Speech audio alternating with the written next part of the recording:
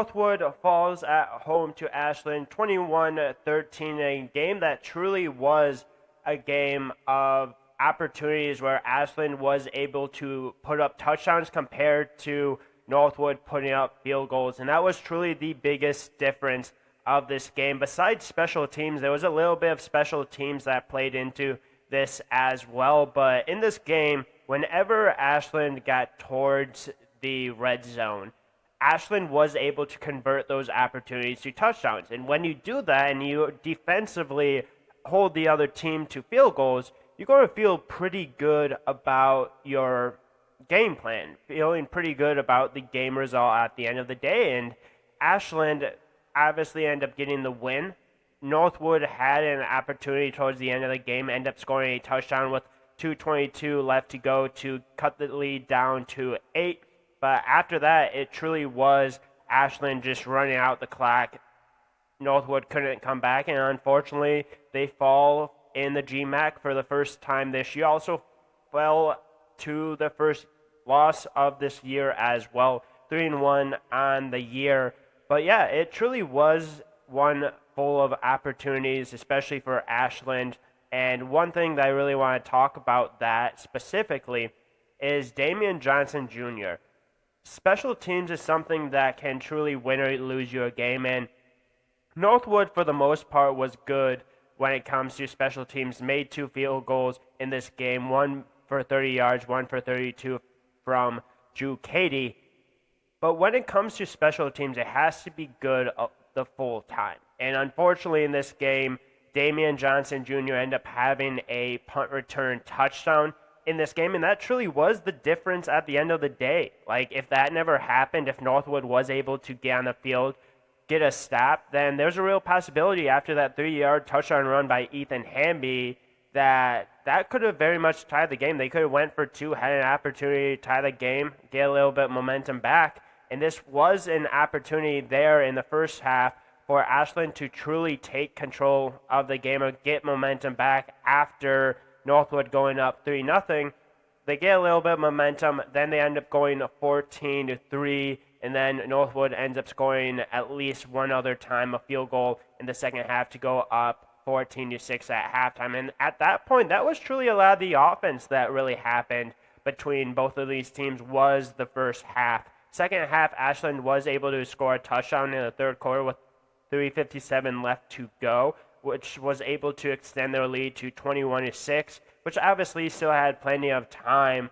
But when you look at both of these offenses, Ashland had 329 yards of offense. Northwood had 246 of those. 192 of those was through the air, which is something that I've talked a lot about, is that Northwood, this offense is pretty pass heavy. A lot of it truly came from, obviously, their starting quarterback in Ethan Hamby. 157 of those. They did play Paul Seeley. It seems like he's been playing a little bit every single game. He had 13 yards for himself. And then Lake Boost had one pass, 20 yards as well. So that's a lot of the passing game. That's a lot of kind of the players that were getting involved for this Northwood team. You have Case Boost at wide receiver, 6 receptions, 78 yards. Carter Minix, I don't think I've mentioned him throughout this year. He had a pretty solid game, 5 receptions, 52 yards. Sam Dursa, I know I've absolutely mentioned. He had a pretty solid game. And then you had other guys that were getting contributions from the running back. Devin Brown had 2 receptions. He only had 22 yards on the ground. Ethan Hamby was actually the leading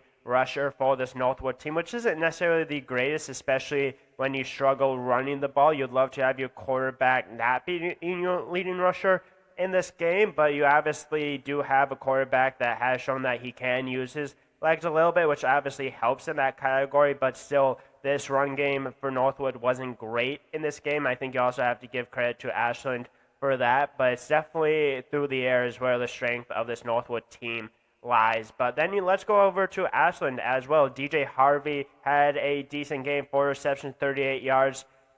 Gent Joseph was the one wide receiver for Ashland that got a touchdown, 3 receptions, 34 yards. His one touchdown was obviously from starting quarterback in Cameron Blair, 19 yards. That was the touchdown in the third quarter to obviously give Ashland a little bit more of a comfortable lead. Cameron Blair, I thought, was pretty good in this game. He was really accurate, 18 for 22, not a ton of yards, 159 yards, one touchdown, obviously a long of 19 yards. So you do have to give credit to Northwood, and I think I'll continue to give credit to this Northwood defense because I truly think that this defense is going to continue to really be a big part of what this Northwood team is going to be and what they want to be. They want to be a very physical, hard-nosed defense that flies around and make plays. Now, obviously, in this game, they didn't force any turnovers, which Northwood's been pretty good at, but they didn't really commit very many penalties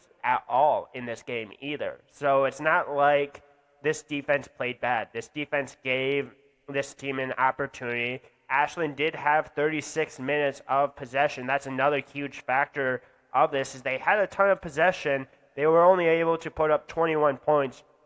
You have to give credit to the defense for doing that, especially when they're on the field for 36 out of 60 minutes. So truly, this defense just flew around. I thought they had key plays by a couple of guys that continue to step up on the defensive side of the ball as well. A couple of those guys that I really want to obviously mention that I thought played pretty well. Cole Simpson continues to be involved. Lorenzo Alfred has continued to be involved. Kanye Jackson was involved in this game. Joe Lathers was involved in this game. You just have kind of a lot of these same guys that you truly have them leading these teams in tackles every single game. So this defense is going to be one to continue to keep an eye on for. I think this defense is going to continue to get better throughout the year. They've been good throughout this just overall game for what we've seen this year, and just unfortunately fell a little bit short. But this isn't something that means that their goals aren't still in front of them. Obviously, losing your first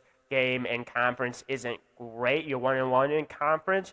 But if you end up winning out, you still control your destiny a little bit. You might need a little bit of help from Ashland, obviously, but you have opportunities coming up to get a win, which I think is really obviously key for this team, is just continue to build, continue to get better, continue to get the results that you want to get. And you have an opportunity in your next game against a team in Ohio Dominican that isn't really always the easiest to play at, so they're going to have to kind of respond, get back on the horse, and just continue to go from there. But I think Northwood's going to be completely fine. I'm not nervous whatsoever about them. They'll get back on the right track, completely trust this offense, completely trust this defense, completely trust this coaching staff. So, yeah, if you enjoy this episode, make sure to leave a like, comment, subscribe, all that kind of stuff. Definitely will be talking more Northwood football in the future.